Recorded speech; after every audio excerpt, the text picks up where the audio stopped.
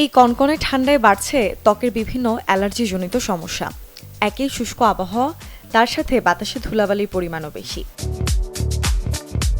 এই দুয়ে মিলে অনেকেই ভুগছেন স্কিনের নানান সমস্যায়, বিশেষ করে চুলকানি, র্যাশ হওয়া ইত্যাদি।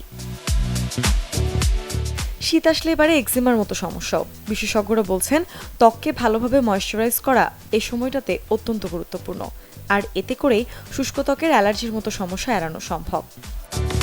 নতুন এবং ফিরে আসা গ্রাহকদের জন্য নগদে চলছে ক্যাশব্যাক সহ প্রতিদিন হাজারো উপহার জেতার সুযোগ। হবে আশা আর ফেরা, সারপ্রাইজ সেরা। শীত মৌসুমে অনেকেই খুব গরম পানি দিয়ে গোসল সারেন। এতে ত্বকের প্রাকৃতিক তেল নিঃসরণ কমে যায়।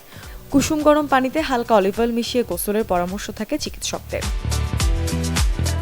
এতে ত্বক থাকবে নরম, কমে শীতকালীন অ্যালার্জিজনিত স্কিনের সমস্যাও।